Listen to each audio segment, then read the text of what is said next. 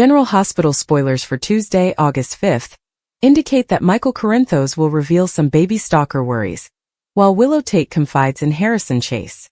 Jen Sidwell will also issue a warning, so let's discuss what's coming up in Port Charles.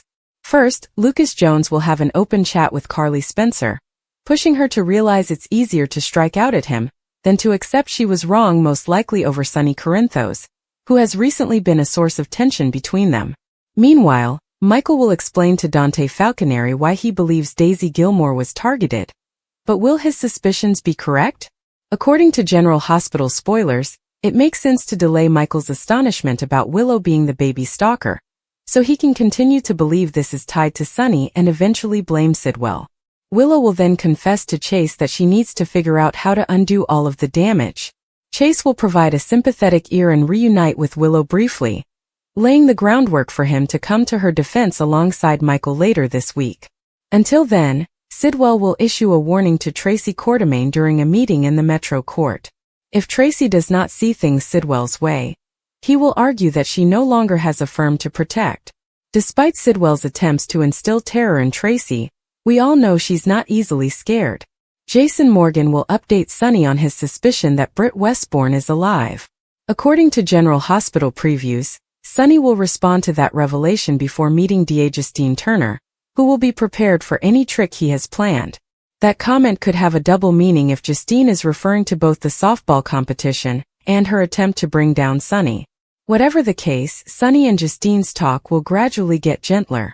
This is all leading up to a genuine moment of connection between them, so stay in to see Justine and Sonny get a little closer. Finally, we should talk about Anna Devane's latest kidnapping. It's clear Jack Brennan ordered that to keep Anna from telling Carly about Jocelyn Jack's WSB gig. According to General Hospital spoilers, Anna and Brennan will have a heated argument shortly, but he will let her go once he is confident she will keep her mouth shut. Okay, we just watched Willow dump Drew at the altar, which was incredible. That came when she discovered he had beaten her mother, Nina Reeves. Willow then hurried over to Carly Corinthos Spencer's house and begged Michael to let her see Wiley Quartermaine Corinthos and Amelia Grace Corinthos. Of course, Michael wouldn't let Willow near the kids because she was such a mess. She just seemed agitated. When she awoke the next day at Elizabeth Weber's, she understood how horrible things had gotten. Willow compared Drew taking over her life and Nina lying to her to what Shiloh Archer and Harmony Miller had done to her. I created a video about Drew and Shiloh's similarities. Make sure to check it out here. I'm very glad Willow recognized the similarities between Shiloh and Drew, and how they treated her. Willow also revealed to Liz that going to Carly's in her current state after the wedding debacle was a tremendous mistake. Willow is correct, as Michael is now unsure whether he can ever let Willow near the children again. He believes she's insane and doesn't see her getting back on track. Let's be honest, Michael has no idea how dark Willow has become. He blames Drew for everything, yet she has gone bad on her own. If Michael discovered that Willow was interfering with baby Daisy, which drove Sasha Gilmore out of town and cost him his child, he would be outraged. Nina is also aware of this. She simply mentioned it. Meanwhile, Rick Lansing is handling Willow's case. He promised her he would do the custody issue pro gratis, which means free in case you didn't know. However, Nina is paying him at his customary rate. Rick can't tell Willow that her mother is paying him because she declined the aid. General Hospital. Rick warns Willow to be patient and wait until the custody hearing in October. They'd have their ducks in a row by then. Rick urged Willow, "Make sure you stay away from Michael. Stay away from the children. You've lost all credibility, so follow the court order. We need to repair it." If Willow does not calm down, she may never regain custody of her children, Rick remarked. They've got to show the judge that Willow is following the court's ruling. Willow of course ignored Rick. She left the house about 5 minutes after him and raced over to the Quartermaine mansion to see Michael, begging him to let her see Wiley and Amelia. She reminded him that she dumped Drew, as Michael had told Willow she needed to do in order to see the kids. What she doesn't realize is that Drew was right there before her, pressing Michael about Willow and the kids, which annoyed Michael. Willow's chances of success appear slim. I don't think Michael will violate court orders or allow Willow to visit the children. I expect Michael to say no, Willow to be upset, and things to go worse from there. In her desperation, She promised Michael she would return to him as a consolation prize or something. He told Willow, "No thanks." But she's so desperate that she might even try to seduce Michael. I hope not. Even if she does, I believe he will turn her down. General Hospital. Willow goes off the deep conclusion based on General Hospital spoilers for the conclusion of this week. It appears that Willow is on a mission and will not stop until she has what she wants, which is the children. I can imagine Michael rejecting Willow, sending her down the deep end once and for all. She begins planning against Michael. Remember that Drew intended to taint Michael's blood testing at General Hospital to make him appear to be an opiate addict in order to support Willow's custody case. He was planning to have Portia Robinson do it. She then told Willow about it, and she seemed to think it was a wonderful idea because Michael was acting dirty. Maybe Willow will pick up the ball and decide to try that idea and meddle with Michael's test, because she has access to the computer system as a General Hospital nurse. Willow may even go so far as to drug Michael. Alternatively, she may devise another strategy to make Michael appear to be a horrible father. Willow may sneak into the Quartermain home and do some antics, as she did when she was targeting Daisy and Sasha. Custody and career Michael isn't the only one I believe Willow may target. She may decide to take Drew down and punish him for betraying her, sleeping with her mother Nina, and losing custody of Wiley and Amelia. Maybe. Her hands trembled as she laid the book down. Michael, no. No, I am not stalking her. I'm trying to help her. She has no one. She's been on edge both mentally and emotionally. Her parents abandoned her following her second suicide attempt. She's couch surfing and scared and, "You're not her therapist, Willow." Michael snapped. "You have a family. You have children. You have me. Why are you sneaking around behind my back for her?" "Because you wouldn't understand," Willow shouted, voice breaking. "Because every time I bring her up, you treat her like a problem to be fixed or pushed away. And she's not. She's a human being.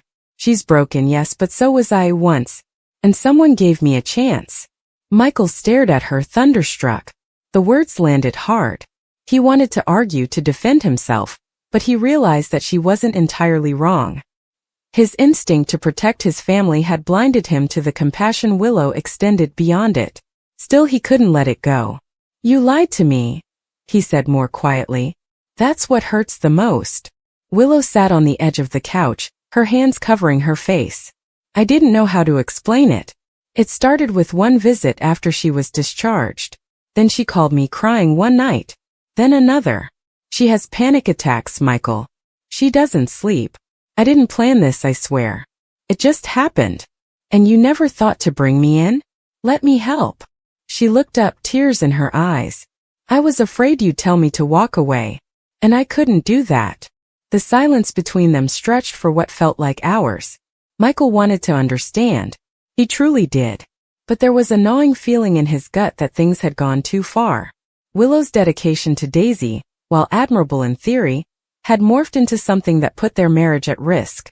Not just emotionally, but in how it exposed their family to someone unstable. In the following days, the tension didn't ease. Michael tried to push past it, to support her, but trust once broken doesn't heal easily. He started noticing how Willow would pull back when he asked where she was going. She began locking her phone. They'd sleep inches apart but feel miles away. It felt like she was slipping away from him, and she didn't even seem to notice. One afternoon, Brooke Lynn stopped by and noticed the icy atmosphere. After coaxing Michael to open up, she gave him a hard truth. You either believe she's doing what she thinks is right and find a way to work through it, or you keep treating her like a stranger and lose her entirely. That night, Michael watched Willow from the hallway as she stood by the crib, gently singing to Amelia. Her voice was soft, eyes glassy. He remembered the first time he saw her with Wiley, how instantly maternal she had become. She had always led with her heart. Maybe that was her greatest strength and weakness. The next morning, he approached her not as an accuser, but as a partner. "Can we go see her together?" he asked. Willow hesitated, then nodded. That afternoon they went to the park. Daisy was surprised, at first uneasy, but eventually she warmed up to Michael. They spoke openly. Daisy admitted she was terrified of being institutionalized again, and Willow had become her lifeline. Michael saw it more clearly now. The secrecy hadn't come from malice, It had come from fear. Not fear of him, but of losing her ability to help. In the weeks that followed, Michael and Willow took cautious steps toward rebuilding. Willow agreed to involve a professional counselor for Daisy, and Michael promised to listen with fewer assumptions. They weren't completely healed, but the path was open. Still, late at night, when the house was quiet, Michael sometimes replayed those moments in his mind. The creeping suspicion, the awful realization, the gut punch of betrayal. He knew forgiveness was a process. He had to remind himself that love didn't mean never making mistakes. It meant being willing to return to each other, over and over, even when it hurt. Willow too struggled with guilt. She knew she should have trusted Michael from the start. But her need to fix things alone had become a dangerous habit. She was learning slowly that partnership meant vulnerability, not just with strangers, but with the person she'd vowed her life to. As fall approached in Port Charles, their world felt a little less chaotic. Daisy had found a temporary shelter through a community program Willow helped her apply for. Michael and Willow started going on short walks again, holding hands in silence, letting the breeze and the passage of time do the quiet healing work they both needed. But beneath it all, the memory of that confrontation would never fully disappear. It would serve as a reminder of how easy it was to drift apart, and how necessary it was to fight for the truth before the distance became permanent. Even as things started to settle, Michael couldn't ignore the lingering unease within himself. The memory of those secret meetings between Willow and Daisy still stirred something raw inside him. Though they had taken steps toward reconciliation, a quiet distrust still hovered, especially when Willow would mention Daisy or step outside to take a call. He didn't want to become the kind of man who monitored his wife's every move, but something fundamental between them had shifted, something that didn't quite fit back into place, no matter how hard they tried. Willow too was struggling. She could feel the way Michael watched her sometimes, not with love or even anger but with hesitation. She hated that she'd made him feel like a stranger in their own home. But she also didn't regret helping Daisy. How could she? The girl had been close to the edge, and without her intervention, Willow feared she would have spiraled out of reach entirely. In her mind, she'd done the right thing, but doing the right thing had cost her pieces of her marriage, and that truth settled in her chest like a stone. She brought it up one night, quietly, while they were folding laundry. "You still don't trust me," she said without accusation, just resignation. Michael looked at her, caught off guard. "I'm trying. I know you are. But you think I'm going to run back to her? Or keep something else from you?" He nodded slightly, not out of agreement but acknowledgement. "It's hard. Not just what you did, but how long it went on. You had a whole part of your life I didn't know about. That hurts." Willow sat down beside him, her hands tightening around a folded shirt. "I didn't mean to keep you out. I just didn't know how to let you in without making you see the worst in her." "That's not your decision to make for me," he replied, more gently than before. She met his gaze. "Then let's make a new one. Together." Michael didn't say anything for a while, but he reached over and took her hand. They sat like that for several minutes, in the silence that had once been tense but now felt like the beginning of understanding. In the coming weeks, they tried therapy together, something Willow had suggested and Michael hesitantly agreed to. The counselor helped them explore the deeper layers behind Willow's need to protect and Michael's instinct to control. They talked about trust, vulnerability, and the shared fear of losing each other in the chaos of their lives. Daisy faded into the background, not forgotten, but no longer a wedge between them. She eventually moved out of the shelter, and into a shared apartment with two other girls from the program. Willow visited less frequently, and when she did, she brought Michael along or told him afterward. Transparency became their shared goal, hard-earned but deeply valued. By the end of the year, Michael and Willow weren't the same couple they'd been before all of this. They were scarred, a little wiser, and more aware of each other's flaws. But they were also stronger because they had chosen to stay, even when it was easier to walk away. General Hospital rumors and updates reveal that Michael Corinthos has some suspicions about who has been stalking Daisy Gilmore. This instilled enough anxiety in her mother, Sasha Corbin, that she took Daisy and moved in with her parents overseas, with Jason Morgan delivering them to Robert Scorpio. Michael had bonded with Daisy, and it was difficult for him to let her go, especially if he now has sole custody of Wiley and Amelia Corinthos. Naturally, He was concerned about Sasha's claims that someone was gaslighting her, and had unrestricted access to Daisy. Yuri hadn't even seen anyone enter. The more he thinks about it, the more he concludes that in order to slip in and out discreetly, someone must be familiar with the Quartermain mansion. Not only that, but Michael recognizes that someone must have a key, because all of the doors including the kitchen, foyer and stables are locked. Even more unsettling is the possibility that the same individual would have access to the other children in the mansion, including Wiley and Amelia. Michael becomes very concerned. He considers keeping the kids for a little when the truth of the situation dawns on him. Michael considers keeping the kids for a little longer. He hasn't spent much time at the Quartermain estate with them. They would view the gatehouse where they no longer live for security concerns, and desire to return to live there as they once did. They feel at ease staying with Carly Spencer, who is accompanied by her younger sister Donna Corinthos and occasionally Avery Jerome Corinthos. That way they'll have someone to play with, even if Amelia is a little older and Wiley is at a hen party. As Willow attempts to make amends, she is shocked by Michael's accusation. Michael gets an epiphany and understands that Willow must have been gaslighting Sasha and moving Daisy about, and he realizes that all of the locks must be changed. Willow returns to the estate to plead with Michael about the children, and she is taken aback when he informs her that he believes she was stalking Daisy. Fortunately, all of the time she snuck in to play with Daisy, Wiley, and Amelia were at Carly's, so she couldn't have tried anything slick. Willow breaks apart again, and she acknowledges it, and the reason is that she planned to teach Michael and Sasha a lesson. Michael now realizes that something must be done about Willow's condition, and immediately, before she deteriorates further, Drew in the chapel takes a big breath as Willow walks down the aisle. He extends his hand to her. Lucy begins the ceremony, asking if anyone knows why these two should not be married. Ava and Albrecht gaze over at Nina. The ceremony continues. Rick notices Liz, which irritates Ava. Following a speech, Lucy asks the bride and groom to exchange vows. Drew expresses his love for Willow and assures her that her children will return to them. He praises her strength and bravery. Their future is bright and lovely, and he will do everything in his ability to keep her happy and start a family.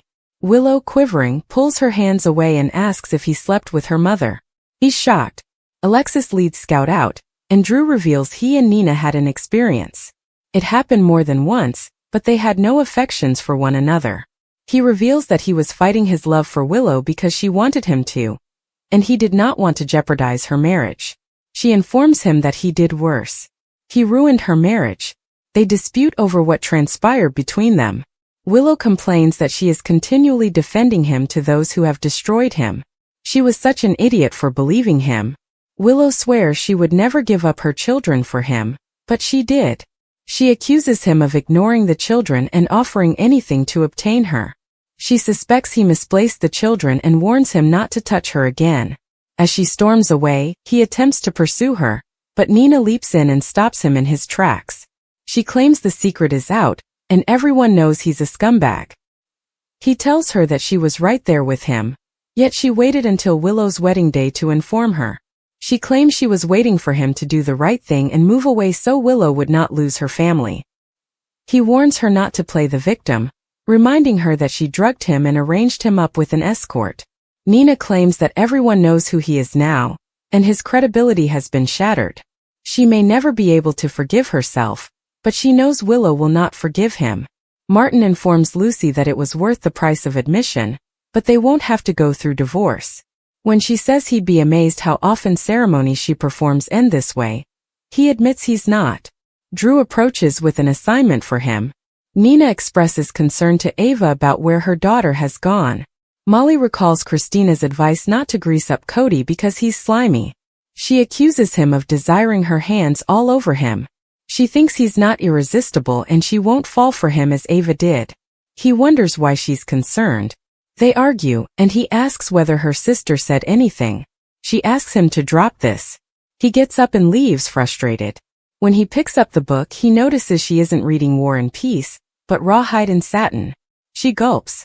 He taunts her and begins reading it to her. She admits she's been a romantic since she was a child and has even written a book. He is impressed. She maintains that the book is purely research. She instructs him to get the mole on his back checked and runs away. Michael returns Christina to her mother's home, where they discuss Molly and Cody. He thinks they're interested in one another and wonders why she's attempting to stop it. Christina describes Cody as the type of guy who would woo a lady for money. She knows because she hired him to do this to Ava. He requires an explanation for this.